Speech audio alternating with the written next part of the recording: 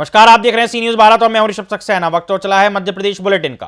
खबर आगर मालवा से है। आगर मालवा के छावनी चौराहा पर पूर्व विधायक रामलाल मालवीय के बेटे दीपक मालवीय ने शराब के नशे में उत्पात मचाया, जिससे वहां लोगों की भीड़ जमा हो गई। क्या कुछ पूरा माजरा है, आइए देखिए इस रिपोर्ट में। आगर मालवा जिले के छावनी चौराहे पर पूर्व विधायक रामलाल मालवीय के बेटे दीपक मालवीय ने शराब के नशे में उत्पात मचाया। दीपक ने अपनी कार से अन्य वाहन को टक्कर मार दी, जिसके बाद हंगामा हो गया। इस दौरान आक्रोशित भीड़ ने दीपक और उसके साथी की पिटाई की और चौराहे पर चक्का जाम की स्थिति बन गई।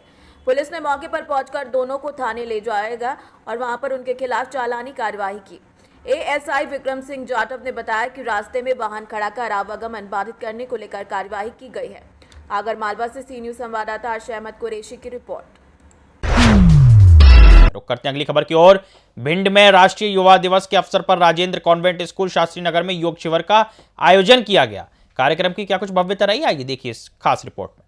भिंड में राष्ट्रीय युवा दिवस के अवसर पर राजेंद्र कॉन्वेंट स्कूल शास्त्री नगर में योग शिविर का आयोजन किया गया। महिला पतंजलि शाखा भिंड की जिला अध्यक्ष मधु दीक्षित ने स्वामी विवेकानंद के चित्रों पर माल्यार्पण किया और छात्रों को उनके संघर्ष के महत्व पर विचार साझा किए। सोशल मीडिया प्रभारी सोनाली अग्रवाल ने हर व्यक्ति को प्रतिदिन योग और प्राणायाम करने की सलाह दी। योग शिविर में विद्यालय के छात्र छात्राओं और शिक्षकों ने महिला पतंजलि की योग शिक्षिका निर्मला जैन के मार्गदर्शन में सूर्य नमस्कार, योग और प्राणायाम किया। इस अवसर पर सभी ने ध्यान और योग करने का संकल्प लिया और युवा दिवस की शुभकामनाएं दी। भिंड से सी न्यूज संवाददाता विनोद शर्मा की रिपोर्ट। रुक करते हैं अगली खबर की ओर। डिंडोरी जिले की जुगदेही ग्राम पंचायत में आयोजित मुख्यमंत्री जन कल्याणकारी शिविर में भाजपा नेता अभय परस्ते की गुंडागर्दी सामने आई है। क्या कुछ पूरा प्रकरण रहा है, आइए देखिए इस खास रिपोर्ट में। डिंडोरी में पंचायत कंजरिया की ग्राम पंचायत जुगदेही में आयोजित मुख्यमंत्री जन कल्याणकारी शिविर में भाजपा नेता अभय परस्ते की गुंडागर्दी सामने आई। शराब के नशे में धुत भाजपा नेता ने जनपद पंचायत कंजरिया के सीईओ को मारा धक्का। बता दें कि भाजपा नेता अभय परस्ते ने जनपद सीईओ को अभद्र गाली भी दी। बता दें कि धड़ाम से नीचे गिरकर जनपद सीईओ रघुवर सिंह कुशवाहा घायल हो गए। शिविर में उपस्थित कर्मचारियों ने बीच बचाव किया और इसका वीडियो सोशल मीडिया पर जमकर वायरल हो रहा है। डिंडोरी से सी न्यूज संवाददाता दीपक नामदेव की रिपोर्ट। रुक करते हैं अगली खबर की ओर। सरगुजा के सीतापुर में नगरीय चुनाव को लेकर भाजपा ने अहम बैठक की, जिसमें सीतापुर विधायक भी शामिल हुए। क्या कुछ पूरा प्रकरण है, ये देखिए इस खास रिपोर्ट में।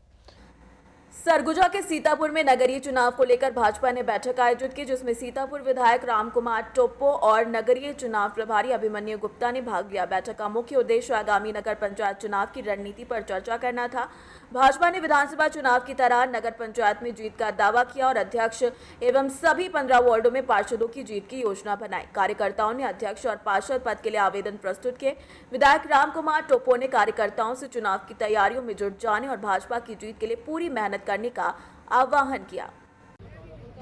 आज की बैठक नगर पंचायत के चुनाव को लेकर के भारतीय जनता पार्टी की कार्यकर्ताओं को एक्टिव करने के लिए और आने वाले समय में कैसे भारतीय जनता पार्टी की सरकार नगर पंचायत में बने, इस विषय पर रखी गई थी। और आने वाले समय में हम सभी नगर पंचायत सीतापुर को जीतेंगे, ऐसे हमारे कार्यकर्ताओं का कहना है। इस बार जैसे आप देख रहे हैं, केंद्र में भी बीजेपी की सरकार है, राज्य में भी बीजेपी की शासन है और वर्तमान में सीतापुर में भी बीजेपी के विधायक हैं।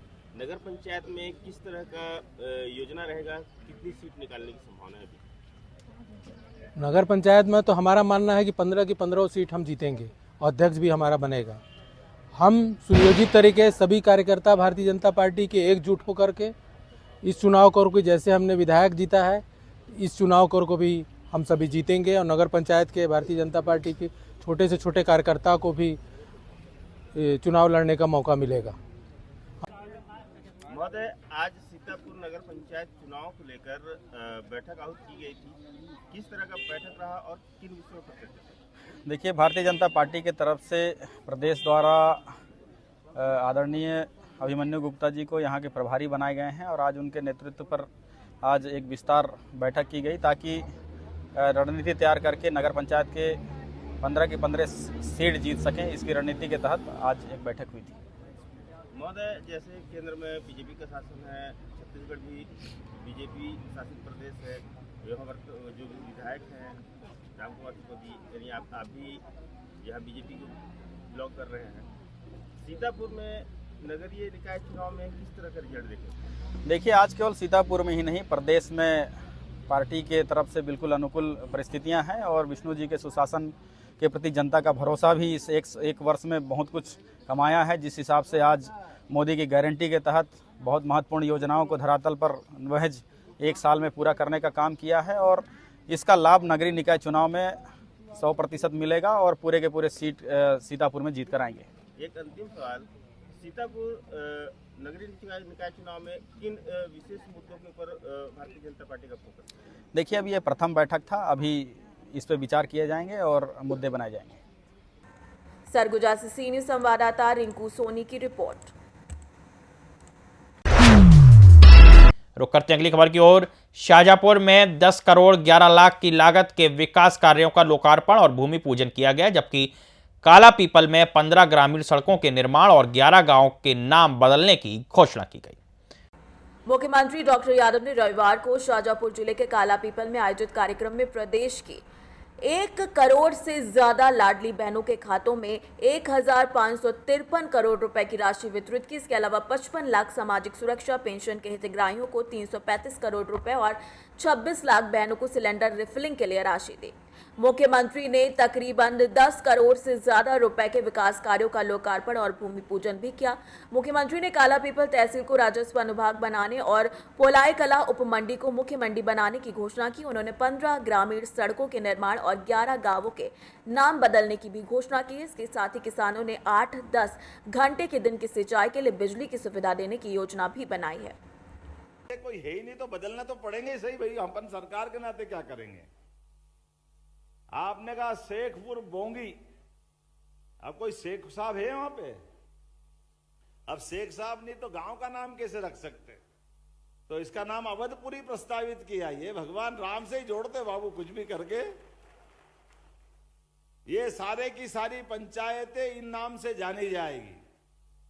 आज के इस अवसर पर पोलाई कला में उपमंडी है, इसको मुख्य मंडी किया जाए तो इसमें कोई अड़चन तो है ही नहीं। मंडी कितनी है तो इसको मंडी की जाती है, इसमें कोई तकलीफ नहीं। जरा आनंद के साथ आप ये भी अपनी सौगात ले लो।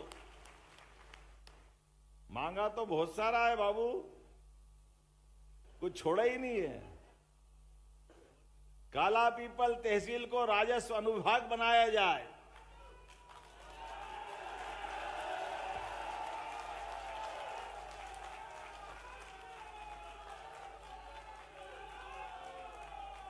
काला पीपल को मैं घोषणा तो कर दूंगा, लेकिन याद रखना, तुम अभी चिल्ला चिल्ला के करते हो, चुनाव में भूल जाते, नाता नहीं पता नहीं किसको बिठा लेते हो आकर के।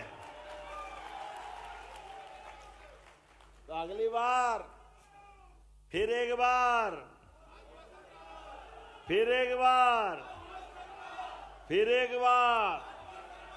तो आपकी मांग मानी जाती है। काला पीपल को राजस्व अनुभाग का दर्जा दिया जाता है। आपने अलग अलग सड़कें बहुत सारी मांग ली। अब यार एक बार में थोड़ा जरा शांति तो रखो, अगली बार भी आऊंगा। शाहजहांपुर से सीनियर संवाददाता रमेश राजपूत की रिपोर्ट। रुक करते हैं अगली खबर की ओर। शिवपुरी नरवर ग्राम पंचायत के दोनी गांव में 15 फीट का खतरनाक इंडियन रॉक पाइथन अजगर घुसने से गांव में दहशत फैल गई, जिसे सर्प मित्र सलमान पठान ने 1.5 घंटे की मेहनत के बाद सुरक्षित रूप से पकड़कर जंगल में छोड़ दिया।